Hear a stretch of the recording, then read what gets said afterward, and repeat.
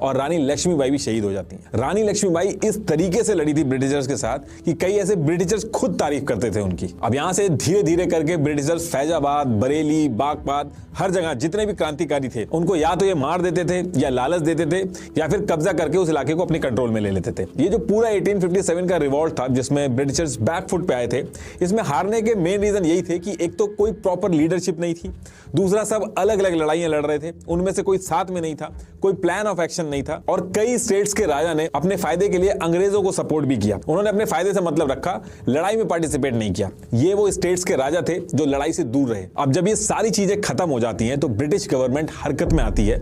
ये जो east India company, जिसको यूके में बैठ के कई सारे शेयर होल्डर्स जो थे, जिनको कोर्ट ऑफ डायरेक्टर बोला जाता था, वो कंट्रोल करते थे। सारा का सारा जो जिम्मा था या फिर जो सारा ब्लेम गेम था, British government east India company के ऊपर डाल देती है और खुद कंट्रोल ले लेती है इंडिया के ऊपर। 2 अगस्त 1858 को ब्रिटिश गवर्नमेंट यूके की पार्लियामेंट के अंदर government of India act of 1858 लेके आती है और इस दिन से ईस्ट इंडिया कंपनी इंडिया से बाहर चली जाती है। अब ब्रिटिश गवर्नमेंट इंडिया को कंट्रोल करती है, जिसको ब्रिटिश राज भी बोला जाता है। अभी जो अंग्रेज थे, इन्होंने ये रिवॉल्ट जो था वो रोक तो दिया था, लेकिन इस रिवॉल्ट ने ब्रिटिशर्स को हिला के रख दिया था। तो दोबारा से ऐसा ना हो और इंडियंस का जो गुस्सा है उनको खुश करने के लिए कई सारे लीगल, एडमिनिस्ट्रेटिव और कॉन्स्टिट्यूशन वगैरह में कई सारे पॉजिटिव चेंजेस लाए गए और ऐसे रूल जो ब्रिटिशर्स को फेवर करते थे उनको हल्का किया गया। जैसे कि ये डॉक्ट्रिन ऑफ लैप्स वगैरह था, इस सबको खत्म कर दिया जाता है। लैंड वगैरह जो थे उसमें भी पॉजिटिव रिफॉर्म्स किए जाते हैं। लेकिन इसके बाद भी जो इंडियंस थे उनको यकीन नहीं था, उनका भरोसा उठ चुका था ब्रिटिश गवर्नमेंट से। तो government of India act of 1858 के तहत ये जो रूल्स वगैरह लाए थे ब्रिटिशर्स,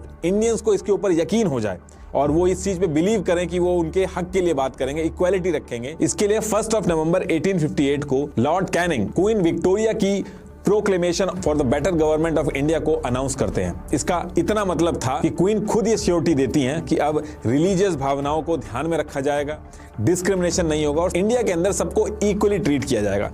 हर एक चीज, कॉन्स्टिट्यूशन हो या कोई लॉ हो, फेयर तरीके से फॉलो होगा। अब ऑन पेपर पे तो ये सारी चीजें कर दी गई थी, लेकिन ग्राउंड पे ऐसा नहीं था। अंग्रेज जो थे, जो इंडिया के अंदर आते थे, वो इंडियंस को छोटा समझते थे। कोई भी अंग्रेज जो था वो इंडिया में आके रहना नहीं चाहता था। उनका बस इतना ही मतलब था कि इंडिया के अंदर आए वो और उनके रिसोर्सेज ले और यूके में ट्रांसफर कर दें। इसी टाइम पे एक और इशू चल रहा था जो आगे चल के काफी दिक्कत करता है।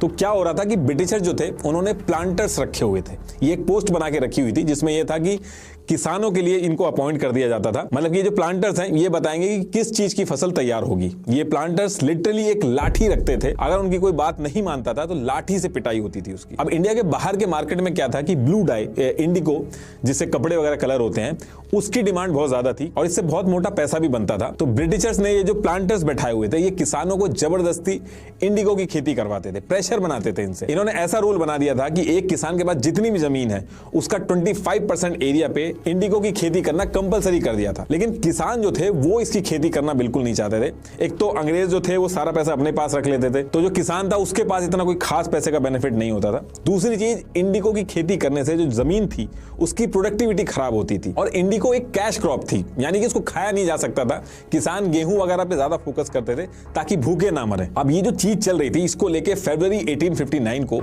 वेस्ट बंगाल के नादिया डिस्ट्रिक्ट में कुछ किसान ग्रुप बना के ये जो सारी चीजें करवाई जा रही थी, जबरदस्ती इंडिगो की खेती करवाई जा रही थी, इसके लिए मना कर देते हैं। और ये जो पूरा ग्रुप बना के रिवॉल्ट कर रहे थे, इसको लीड कर रहे थे दिगंबर बिश्वास और विष्णु बिश्वास। तो ये जो ग्रुप बना के एक छोटा सा रिवॉल्ट करते हैं, इसका इंपैक्ट पड़ता है।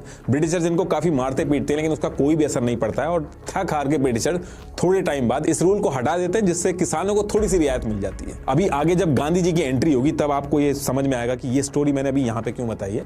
तो अभी आप थोड़ा सा वेट करिए। अब देखिए, इस टाइम तक अंग्रेजों ने क्या किया था कि अपने काम वगैरह में इंग्लिश में दिक्कत ना आए तो लोगों को इंग्लिश सिखाई, एजुकेशन वगैरह करवाई, कम्युनिकेशन, ट्रांसपोर्ट जैसे रेलवे हो गया, टेलीग्राम हो गया, ये सब इंप्लीमेंट किया ताकि उनका काम ना रुके, वो और तेजी से आगे बढ़े। न्यूज़पेपर का जो सर्कुलेशन का जो प्रोसेस था उसको भी बहुत तेज किया। तो ये जो टाइम था, इस पर्टिकुलर टाइम पे जो लोगों का कम्युनिकेशन था बहुत ही फास्ट हो गया था। इस टाइम पे ऐसा नहीं था कि एक कोने में क्या हो रहा है दूसरे कोने वाले को पता नहीं रहता था। अगर कोई बात भी होती थी, कोई प्लानिंग करनी होती थी, लोग बहुत ही वेल कोऑर्डिनेटेड होके काम करना स्टार्ट कर देते थे। सेमिनार वगैरह करना हो तो बहुत आसानी रहती थी उनके लिए। और इस टाइम पे कई इंडियन मिडिल क्लास के जो लोग थे वो पढ़ने लिखने लगे थे, पढ़ाई की वजह से यूके वगैरह जाने लगे थे, तो उन्होंने ऑब्जर्व किया कि यूके के अंदर जो डेमोक्रेसी है, जो इक्वालिटी है, वो इंडिया से काफी अलग है। इंडिया के अंदर जो ब्रिटिशर्स थे वो छोटा समझते थे इंडियंस को। तो ये वो टाइम था जहां पे कई सारे इंडियन पढ़े लिखे लोगों ने इक्वालिटी, डिस्क्रिमिनेशन, ये सारे जो मुद्दे थे इनकी बातें उठाना चालू करी। वरना इससे पहले तो इंडियंस को यही लगता था कि कोई ना कोई तो उन पर राज करेगा ही करेगा, वरना वो काम नहीं कर पाएंगे। और वो जो गरीब थे उसमें भी वो अपनी गलती मानते थे कि वो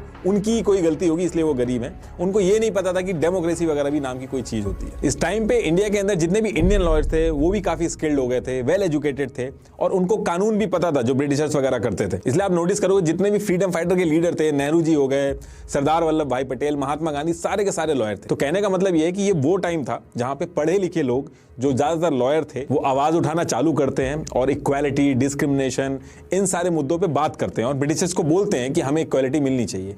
और इन्होंने बहुत ही अलग रास्ता चुना था अपनी बात रखने का। इन्होंने बुक्स, न्यूज़पेपर, सेमिनार के थ्रू जो इनइक्वालिटी होती थी उसके लिए आवाज उठाई और कई सारी पॉलिटिकल ऑर्गेनाइजेशंस भी बनाई जो ब्रिटिशर्स के सामने अपनी आवाज रख सके, जैसे पूना सार्वजनिक सभा, इंडियन एसोसिएशन, द मद्रास महाजन सभा, द बॉम्बे प्रेसिडेंसी एसोसिएशन। तो ये सारी पॉलिटिकल ऑर्गेनाइजेशन भी इस टाइम पे बनने लगी थी। लेकिन होता क्या था कि जितनी भी ऑर्गेनाइजेशन थी ये लोकल इशू में ही फंस के रह जाती थी। उस टाइम पे पूरे इंडिया की कोई नेशनल पॉलिटिकल ऑर्गेनाइजेशन नहीं थी जो एकजुट होकर पूरे देश के लोगों की बात ब्रिटिशर्स के सामने रख सके। लेकिन जितने भी इंडियंस पढ़े लिखे लोग थे वो ऐसा चाहते थे कि इंडिया के अंदर नेशनल पार्टी बने। और ये जो सारी बातें हैं नेशनल पार्टी की हो गई, ब्रिटिशर्स को जो क्रिटिसाइज करना हो गया, ये सारी चीजें न्यूज वगैरह के थ्रू करते थे। और जब इन सारी चीजों की फ्रीक्वेंसी बहुत ज्यादा हो गई तो ब्रिटिशर्स ने क्या किया, उन्होंने ईयर 1878 में the vernacular press act of 1878 ये लेके आए। इस एक्ट के थ्रू अंग्रेजों ने प्रेस की फ्रीडम पे कंट्रोल किया। इस एक्ट के आने के बाद न्यूज़पेपर के अंदर खुलेआम अंग्रेजों की जो बुराई होती थी उसके लिए बिल्कुल मनाही थी। और फिर धीरे धीरे ब्रिटिशर्स ने और चीजें टाइट करी।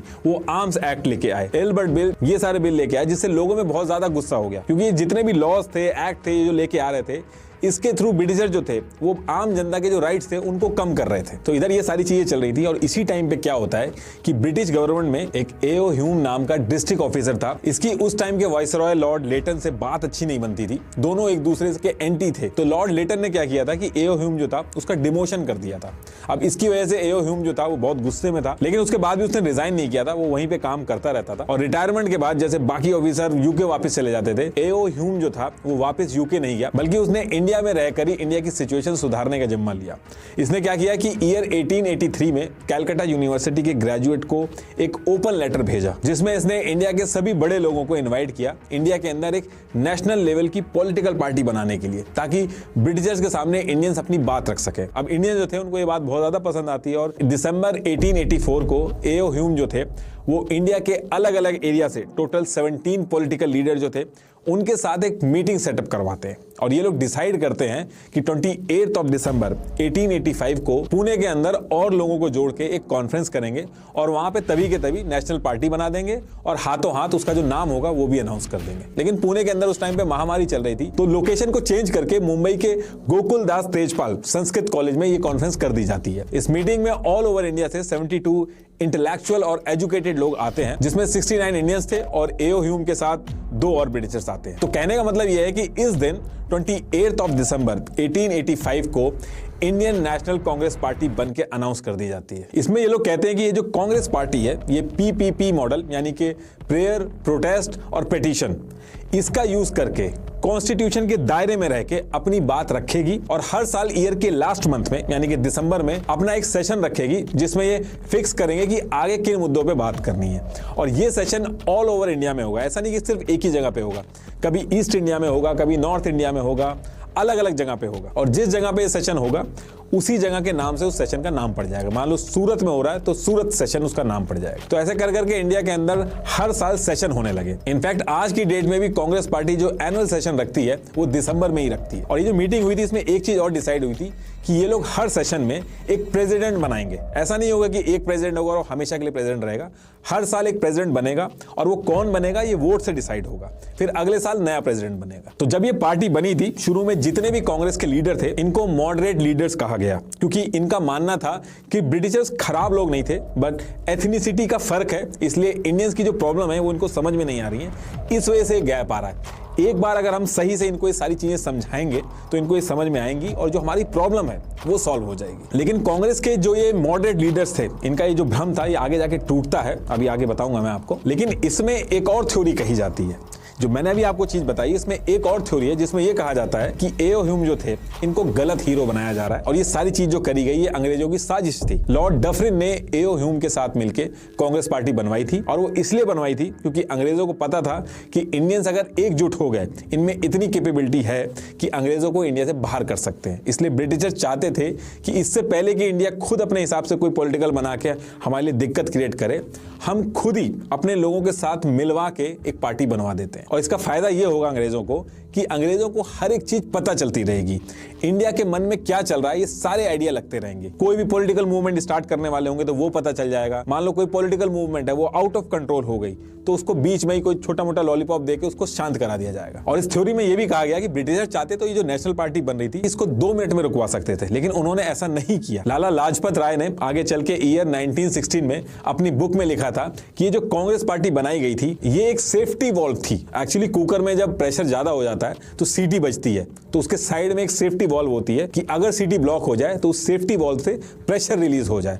तो इसीलिए एओ ह्यूम ने ब्रिटिशर्स के साथ मिलकर कांग्रेस पार्टी को बनाया था कि अगर इंडियंस का प्रेशर बहुत ज्यादा हो जाए तो ये जो कांग्रेस पार्टी बनाई गई थी ये एक सेफ्टी वॉल की तरह काम करेगी। विलियम वेडनबर्न जो एओ ह्यूम के साथ कांग्रेस के फाउंडिंग मेंबर थे और 2 बार 1889 और 1910 में कांग्रेस के प्रेसिडेंट भी बनते, तो इन्होंने ईयर 1913 में एक बुक लिखी थी जिसमें इन्होंने ये कहा था कि ब्रिटिशर्स ने जानबूझ के कांग्रेस पार्टी बनाई थी ताकि सिचुएशन उनके हिसाब से चले। अभी जो टाइम चल रहा था 1888 के आसपास का, इस टाइम पे गांधी जी जो थे वो 19 साल के थे और 4 सितंबर 1888 को गांधी जी इन सारी चीजों से दूर लंदन चले जाते हैं लॉ की पढ़ाई करने और इसके बाद 12 जनवरी 1891 को वो वापस आते हैं एज अ लॉयर बनके। वो मुंबई में जाते हैं, वहां पे लॉ प्रैक्टिस करते हैं और पिटीशन वगैरह फाइल वगैरह करते हैं, लेकिन उस टाइम पे इनको ज्यादा सक्सेस नहीं मिलती है। लेकिन ईयर 1893 में एक गुजराती बिजनेसमैन था जो कि साउथ अफ्रीका में बिजनेस करता था, तो वो गांधी जी को बुला लेता है कि आप आके हमारी जो लीगल टीम है उसको ज्वाइन कर लो। तो अप्रैल 1893 को गांधी जी समुद्र के रास्ते से साउथ अफ्रीका चले जाते हैं। वहां पे भी गोरे काले को लेके बहुत डिस्क्रिमिनेशन हो रहा था, तो गांधी जी वहां पे भी जाके अपनी आवाज उठाते हैं जिसका एक्सपीरियंस इंडिया में आगे चल के काम आता है। अभी आगे बताऊंगा मैं आपको। ये जो कांग्रेस पार्टी बनी थी इसमें गोपाल कृष्ण गोखले थे जो कि मॉडरेट लीडर थे कांग्रेस के। गांधी जी इनको अपना गुरु मानते थे और इन्हीं के हिसाब से चलते थे। अब यहां से गांधी जी तो साउथ अफ्रीका चले गए थे, लेकिन इंडिया के अंदर कांग्रेस पार्टी के जो मॉडरेट लीडर थे ये टाइम टू टाइम अपनी बात रखना चालू करते हैं, लेकिन कुछ भी होता नहीं है। अंग्रेज पे इस पे ज्यादा कुछ भी फर्क नहीं पड़ता है। कांग्रेस के जो मॉडरेट लीडर्स थे ये जो राइट्स वगैरह लेने की बात कर रहे थे, उल्टा जो राइट्स थे ऑलरेडी उनको भी नए नए एक्ट पास करके छीन लिया जा रहा था। और ईयर 1896 से 1900 के बीच में भूखमरी अलग से फैल जाती है जिसमें 90 लाख से ज्यादा लोगों की जान चली जाती है। अब ये सारी चीजें जो चल रही थी, यहां से कांग्रेस पार्टी के अंदर भी कुछ यंग लीडर्स थे जैसे लाला लाजपत राय। ये कहने लगे कि ये जो कांग्रेस के लीडर कर रहे हैं इससे अंग्रेजों के कान पे जूं तक नहीं रेंग रही है, तो जो तरीका यूज किया जा रहा है ये एक फ्लॉप तरीका है। तो कांग्रेस के अंदर एक ऐसा ग्रुप भी बन गया था जो ये मॉडरेट लीडर्स जो तरीके अपना रहे थे उनसे खुश नहीं था। ये जो ग्रुप बना था इनके लीडर्स को एक्सट्रीम लीडर कहा जाता था। ऐसा नहीं था कि ये गोली वगैरह चला रहे थे, बस इनका ये मानना था कि कॉन्स्टिट्यूशन के दायरे में रहकर जो हम ये सारी चीजें कर रहे हैं इससे कुछ होगा नहीं, थोड़ा एग्रेशन करना जरूरी है। तो ये जो टाइम था यहाँ से कांग्रेस के अंदर 2 ग्रुप्स हो गए थे जिनको आपने सुना होगा, नरम दल और गरम दल। अभी जो नरम दल और गरम दल के बीच की जो जद्दोजहद चल रही थी कांग्रेस के अंदर, इसके कुछ ही दिन बाद ब्रिटिशर्स कुछ ऐसा स्टेप लेते हैं जिसकी वजह से पूरी कांग्रेस में उथल पुथल हो जाती है। होता क्या है कि ईयर 1903 में वाइसरॉय लॉर्ड कर्जन ने देखा कि इंडियंस काफी एकजुट होकर आ रहे हैं, न्यूज में भी बहुत कुछ लिखा जा रहा है, तो इन्होंने डिवाइड एंड रूल का जो फॉर्मूला था उस पर्टिकुलर स्टेज से अप्लाई करना चालू किया। तो इन्होंने ब्रिटिश गवर्नमेंट को कहा कि ये जो बंगाल है इसको 2 पार्ट में कर दो, जो मुस्लिम वाला एरिया उसको एकदम अलग कर दो। अब इसके पीछे जो अंग्रेजों ने रीजन दिए थे पब्लिकली उसमें ये कहा था कि गुड